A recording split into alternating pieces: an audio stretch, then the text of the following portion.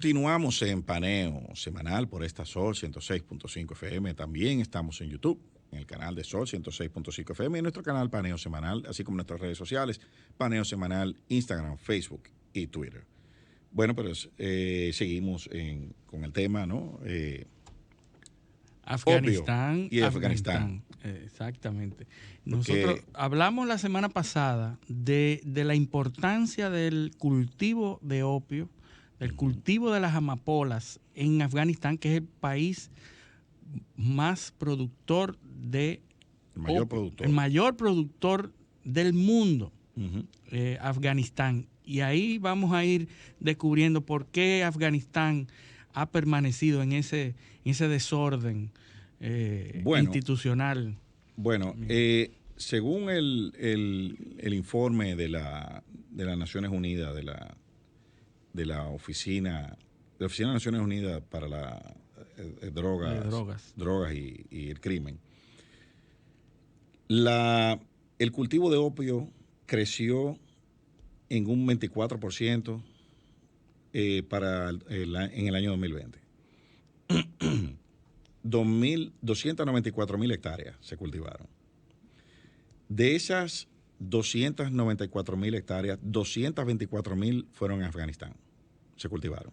Increíble. 224.000 hectáreas. Es exactamente. En Afganistán.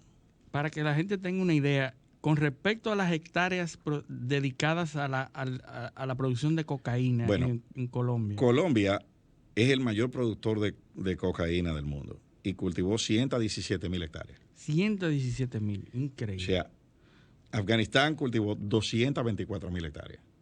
Impresionante. De opio. O sea, es una cuestión tremenda.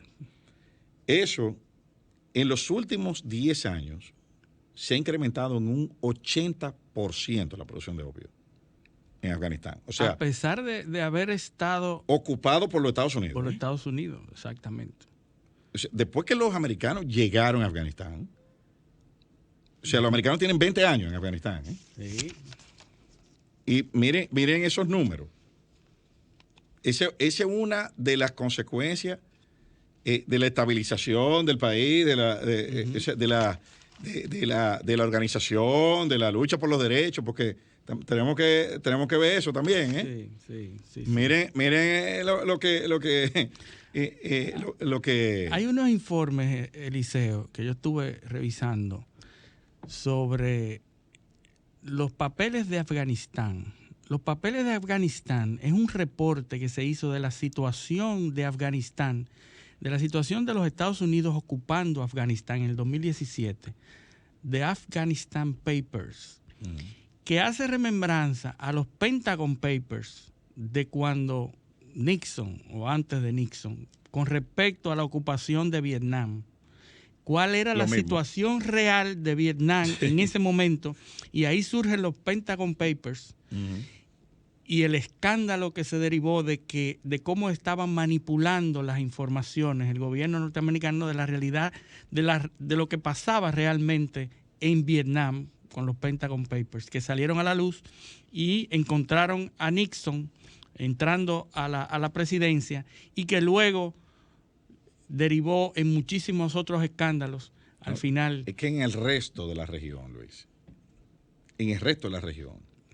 la producción de opio cayó en un 28%.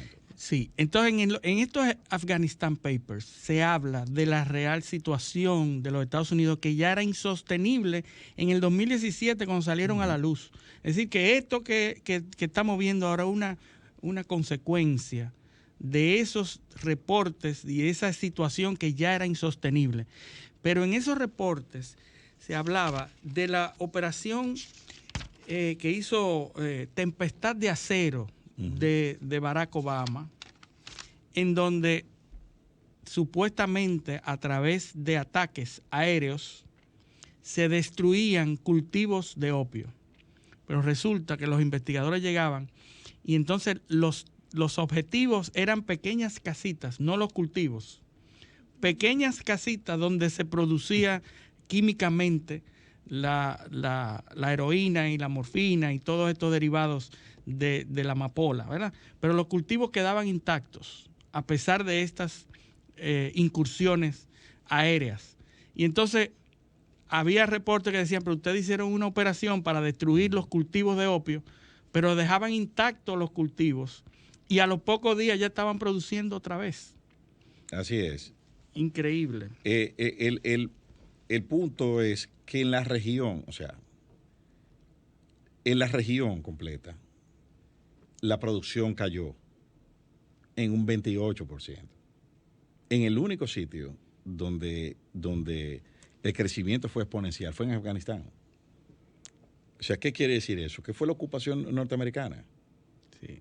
En todos los otros gobiernos hicieron esfuerzos por erradicar la producción, por controlarla, y dio resultados. El único sitio donde eso se permitió, se estimuló, fue en Afganistán.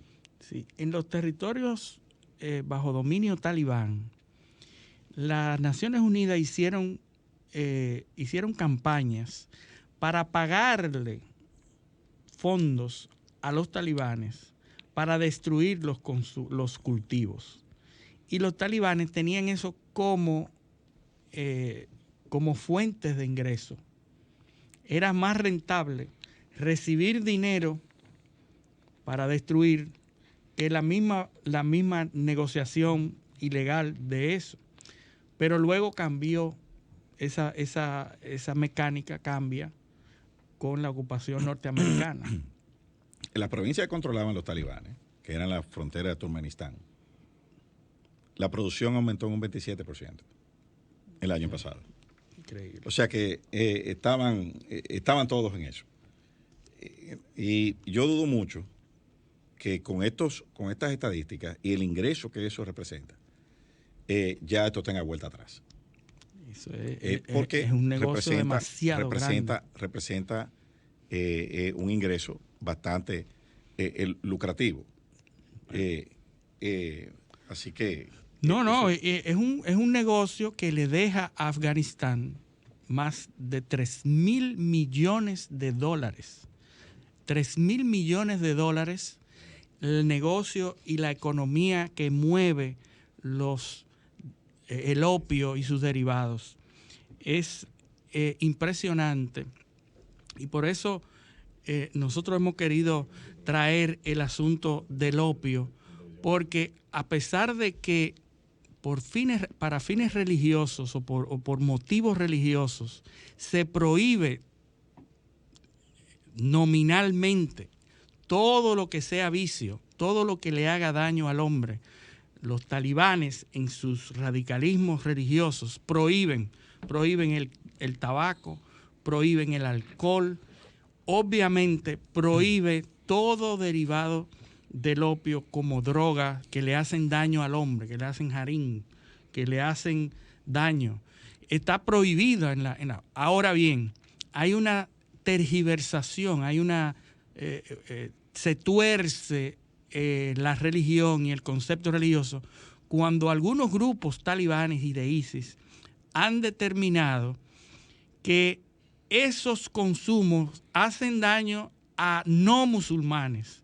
Es decir, que está justificado la producción porque es para minar al enemigo y que le hace daño a los no musulmanes, que son los que supuestamente consumen. Y además tú tienes que probar qué tanto daño le hace al enemigo. Exacto. Entonces se justifica en una tergiversación de la doctrina la producción, y se justifica la producción de opio porque supuestamente hace daño a los no musulmanes. Claro. Cuando la realidad es, Eliseo, que la población afgana está inmersa en un consumo de opioides y opiáceos impresionante. Bueno, entonces la ruta de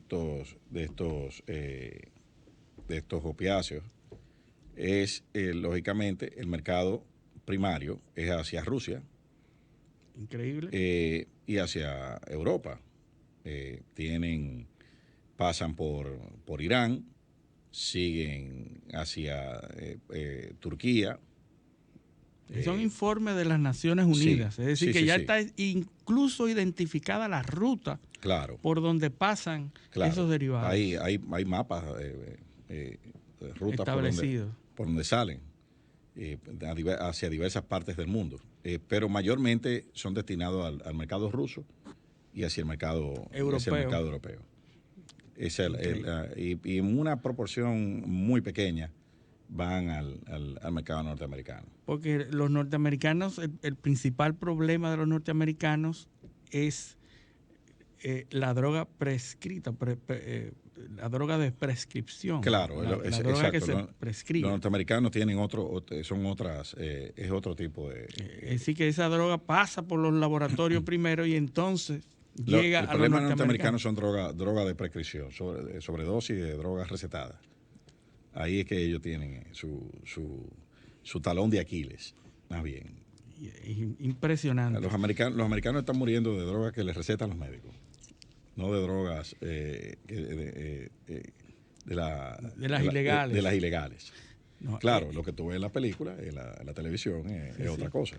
Exacto. Pero quien está matando a los estadounidenses es eso mismo industria farmacéutica. Hay una crisis increíble de estas dependencias. Bueno, es una pandemia. Realmente. Una pandemia, sí. Está determinado así. Yo creo que en un programa próximo debemos invitar a alguien del sector médico que nos hable de la verdadera crisis que está impactando a los norteamericanos, aparte de la pandemia del COVID. Hay una clasificación de muerte. Son las deaths of despair, se llaman, las muertes de la sería despair como infelicidad, ¿no? Infelicidad, sí. Que son los suicidios y la sobredosis, que están afectando a un sector demográfico de Estados Unidos, que son los blancos de middle age. La muerte por desesperación. Ajá, que son los que se suicidan, suicidios, sobredosis, alcoholismo, están afectando en Estados Unidos se han incrementado de una forma exponencial en los últimos años. Creo que es un buen tema para hacer un programa. De hecho, se han escrito, hay unos economistas, hay una pareja de economistas, hay un economista que se llama Angus Deaton, creo que se llama, y una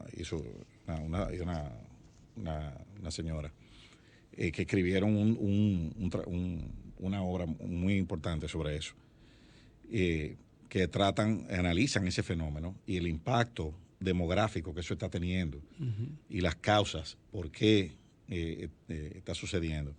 Muy, muy interesante ese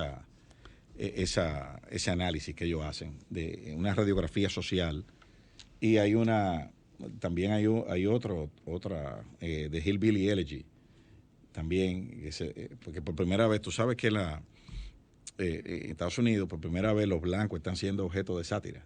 Sí, sí, están rebajando en el nivel social. Claro. Los blancos es el menos, el ranking menos deseado de los niveles sociales. Ahora lo más valioso socialmente es un negro homosexual, de acuerdo a las escalas, ¿verdad? Y lo más bajo en la escala social es el varón heterosexual. Recuerda que yo hacía una broma que aquí había un político dominicano que yo decía que le decían pinta al demonio, que cuando él estaba pequeño decían pinta al demonio, y decía que y entonces él pintaba a un haitiano gay narcotraficante.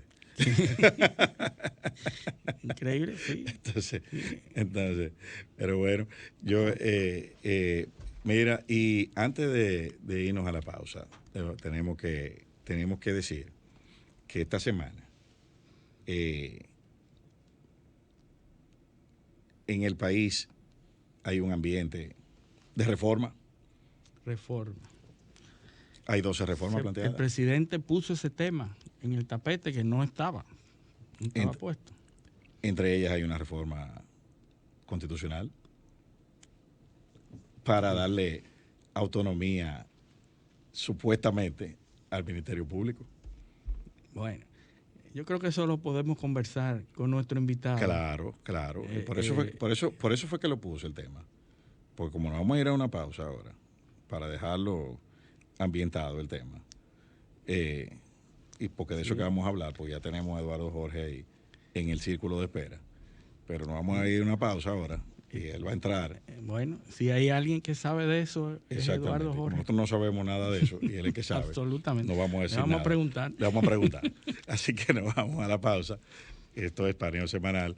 No le cambien. Paneo, paneo.